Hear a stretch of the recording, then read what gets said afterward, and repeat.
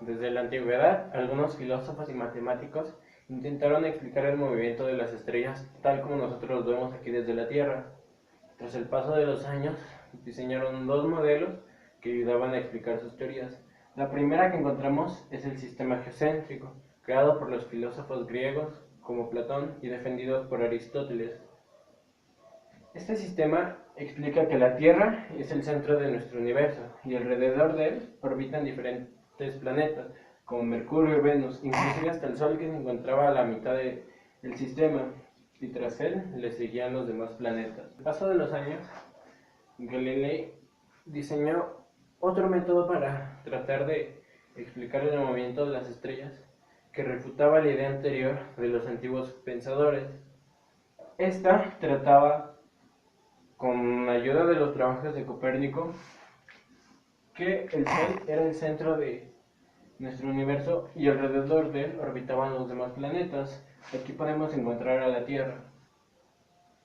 En el año 1600, Kepler fue a trabajar como ayudante de un matemático de nombre Tycho para recaudar datos astronómicos y así intentar describir el movimiento. Tras la muerte de Tycho, Kepler recopiló esos datos astronómicos y al intentar calcular la órbita de Marte, vio que los círculos no eran la mejor opción, entonces a él se le ocurrió hacer elipses, como se puede ver en estas, que representan sus tres leyes, que posteriormente se darán a conocer. Pero Kepler no logró entender esto, el origen de sus leyes, así que años más tarde, un joven de nombre Newton, tras la peste negra en su ciudad, fueron llevados a su casa, de su escuela, y él, mientras estaba sentado en un árbol y analizaba cómo podía hacer su ley o cuál era la variante para poder descubrir y determinar bien una ley, le cayó una manzana y fue así como descubrió su ley de gravitación universal. El valor de la constante gravitacional fue medido por Henry Cavendish en 1798. Acerca del experimento de Cavendish, se va a tener una barra con masas iguales en cada extremo. A esta barra se le va a amarrar una fibra de cuarzo rígida justamente a la mitad. A esta fibra de cuarzo se le va a fijar un espejo en algún lugar y se hará pasar un haz luminoso por el espejo de tal forma que se refleje y vaya a dar la luz sobre una pantalla. A continuación, se va a aproximar una masa conocida a una de las masas al extremo de la barra. Cuando ésta se aproxime, por la fuerza gravitacional, va a atraer a la masa que está fija al extremo. A la hora de atraerla, la barra va a girar, y cuando la barra gira, también el espejo lo hará. Por consecuencia de eso, la luz se va a reflejar en otro ángulo y va a caer en otro lugar de la pantalla. Se puede calibrar la fuerza aplicada con el desplazamiento del haz luminoso en la pantalla, el cual es proporcional al torcimiento de la fibra de cuarzo. Ahora bien, se conoce la fuerza, la masa de los dos objetos y la distancia entre ambos, y de la expresión para la fuerza es posible despejar la constante gravitacional. Lo siguiente es repetir varias veces el experimento para distintas masas y distancias para comprobar que efectivamente la constante gravitacional es una constante. Esto es lo que hizo Cavendish esencialmente. Con lo que respecta a la imagen, se va a tener la barra con las dos masas a los extremos, se va a tener la segunda masa que es la que se va a aproximar y va a hacer que la barra gire. Aquí prácticamente se tiene la fibra que está atada a un espejo. Lo que se tiene aquí es la ampliación de lo que sucede aquí. Se tiene el espejo que al girar va a tener esta posición, y el haz, que en un principio tenía un ángulo, ahora va a tener otro, y esta distancia que se va a tener aquí es la que va a dar la fuerza. Aquí se va a tener la distancia entre una masa y la otra, que va a dar el radio, y ya. La ley de 1 sobre radio al cuadrado se puede deducir a partir de un resultado experimental, que es la tercera ley de Kepler. Se sabe que la velocidad es la longitud que se recorre en un tiempo dado. En el caso de una órbita circular, lo más natural es medir cuánto tiempo le lleva a la partícula cubrir la longitud total de la circunferencia. De esta forma, la velocidad que lleva la partícula sobre la circunferencia es igual a 2pi por el radio sobre el período. Ahora, la aceleración centrífuga que experimenta la partícula al moverse sobre la circunferencia es la velocidad al cuadrado sobre el radio. Para que la partícula que se mueve sobre la órbita circular no se salga de esta, debe haber una fuerza que contrarreste la debida a la aceleración centrífuga. Entonces, esta fuerza es la gravitacional. Para la fuerza gravitacional, se sabe que la fuerza es igual a la masa por la aceleración. En este caso se va a usar la aceleración centrípeta, por lo que aquí solo se va a sustituir por lo que es. Lo siguiente es sustituir la velocidad tangencial, que es 2pi por radio sobre el periodo. Se sustituye aquí y se eleva al cuadrado, pero ahora se va a multiplicar tanto arriba como por abajo por r. Al hacer esto es como si se multiplicara por 1 nada más. ¿Para qué se hace esto? Se hace para simplificar la expresión y poder utilizar la tercera ley de Kepler. Ahora la tercera ley de Kepler dice que el periodo al cuadrado es igual a una constante que va a multiplicar a radio al cubo. Al despejar queda que 1 sobre la constante va a ser igual a radio al cubo sobre el periodo al cuadrado. Aquí lo único que se hace es sustituir, se tenía radio al cubo por el periodo al cuadrado, y como ya vimos, esto es 1 sobre la constante, se sustituye, y aquí lo único que se hace es cambiar los denominadores. En el resultado se observa que la fuerza es inversamente proporcional al cuadrado de radio. La misma fuerza que actúa sobre los cuerpos en la superficie de la Tierra es la que mantiene a la Luna orbitando alrededor de la Tierra.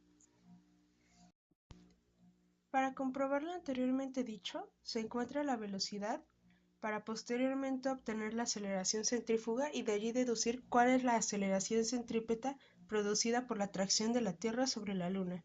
Entonces se va a sacar la velocidad tangencial, que es igual al perímetro de la circunferencia, que es 2pi por radio, sobre el periodo. Luego se va a sacar la aceleración centrífuga, que es igual a la velocidad tangencial al cuadrado sobre radio. Lo único que se hace aquí es sustituir la velocidad tangencial. Se tiene el 2pi por el radio sobre el periodo al cuadrado, y aquí se agregó la r. Lo siguiente es nada más sustituir el radio por la distancia de la Tierra a la Luna y el periodo por los 28 días. Entonces luego se va a pasar de días a segundos, porque la aceleración es metros por segundo al cuadrado, y va a resultar 2.59 por 10 a la menos 3 metros sobre segundo al cuadrado. Lo que sigue es comparar la aceleración en la superficie de la Tierra, la gravedad, con la aceleración que produce la Tierra sobre la Luna, que es la aceleración centrífuga. Entonces se saca el cociente y este es el resultado. Se compara la distancia del centro de la Tierra a la superficie de la Tierra con la distancia de la Tierra a la Luna. Se calcula el cociente y se eleva al cuadrado. pero ¿por qué se eleva al cuadrado? Porque se quiere deducir que la fuerza gravitacional varía como 1 sobre el radio al cuadrado. Cuando se comparan los cocientes se encuentra que estos son muy semejantes. Lo que se tiene aquí es prácticamente la comparación de la distancia del centro de la Tierra a su superficie y de la Luna a la Tierra. Se saca el cociente y luego este se eleva al cuadrado, y este resultado indica que la fuerza gravitacional que ejerce la Tierra sobre el objeto en su superficie o sobre la Luna va como 1 entre r al cuadrado, donde r es la distancia del centro de la Tierra al objeto. Aquí se tiene el radio de la Tierra y aquí su aceleración, mientras que aquí se tiene la distancia de la Luna a la Tierra y su aceleración centrífuga.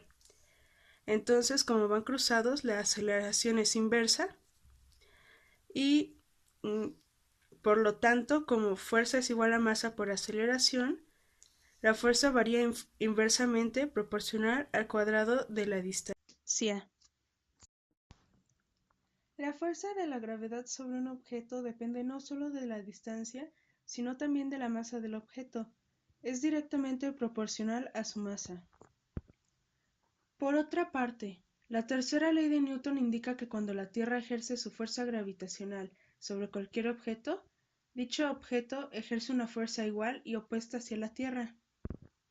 Por este motivo Newton llegó a la conclusión de que la magnitud de la fuerza de gravedad debe ser proporcional a ambas masas.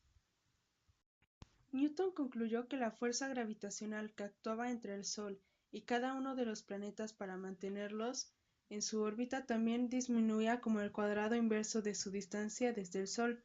En consecuencia postuló su ley de la gravitación universal, que dice que toda partícula en el universo atrae a cualquier otra partícula con una fuerza que es directamente proporcional al producto de sus masas inversamente proporcional al cuadrado de la distancia que las separa.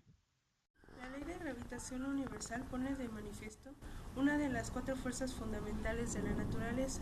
Cuando dicha ecuación se aplica a la fuerza gravitacional entre la Tierra y un objeto, el hecho de que la distancia se mida desde el centro de la Tierra no implica que la fuerza gravitacional emane de este punto. Más bien todas las partes de la Tierra atraen gravitacionalmente, pero el efecto neto es una fuerza que actúa hacia el centro de la Tierra. Un momento culminante en la historia de la física fue el descubrimiento realizado por Isaac Newton de la ley de la gravitación universal. Esta se presenta por Isaac Newton en su libro Filosofía Naturales, Principia Matemática, publicado en 1687, donde se establece por primera vez una relación cuantitativa de la fuerza con la que se atraen dos objetos de distinta masa.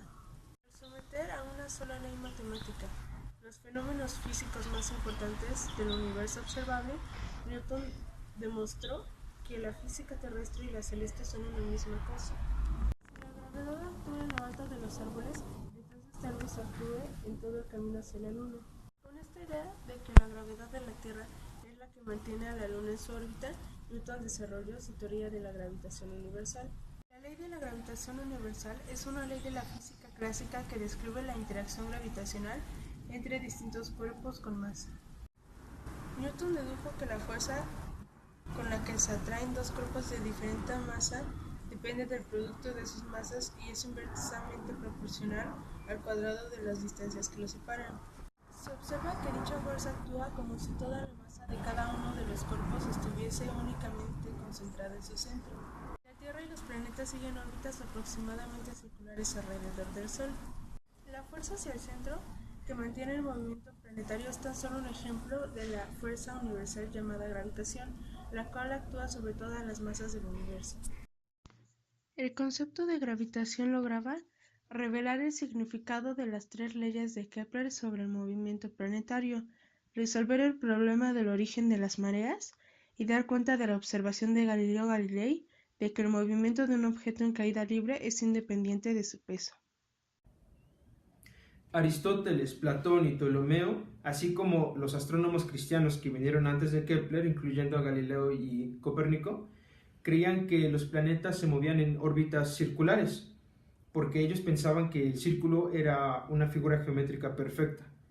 E incluso Galileo y Copérnico estaban casados con la idea que los planetas eran perfectos, alejados de la corrupción terrestre, como ellos lo decían, y era así por voluntad del Creador.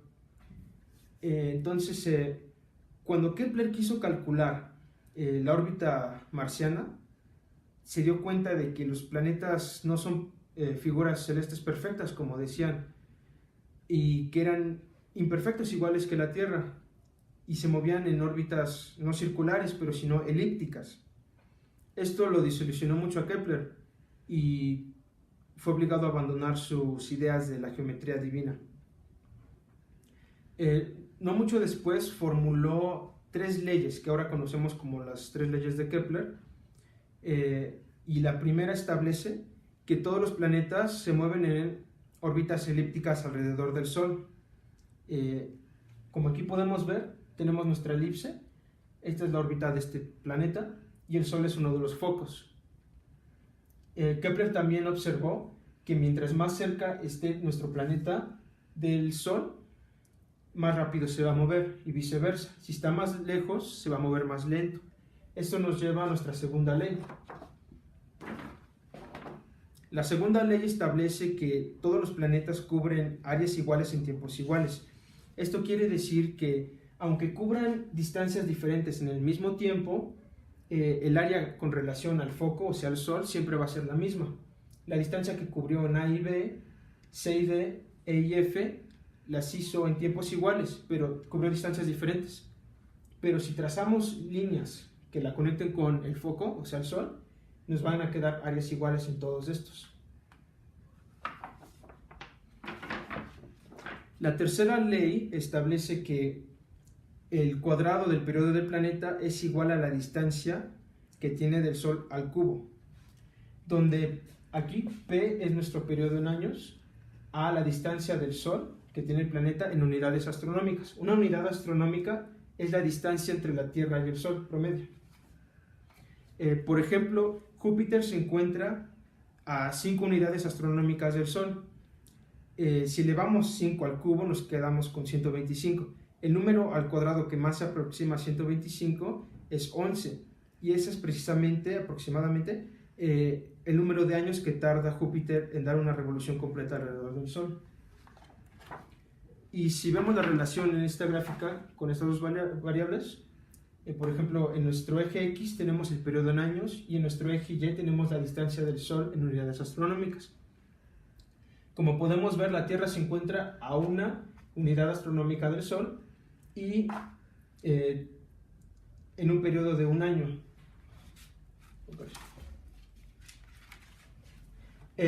Si calculamos lo mismo para los demás planetas, nos quedamos con una línea recta. Entonces, esto se comprueba porque estos 3 últimos planetas, Urano, Neptuno y Plutón, se descubrieron después de que murió Kepler, pero todavía cumplen con su tercera ley.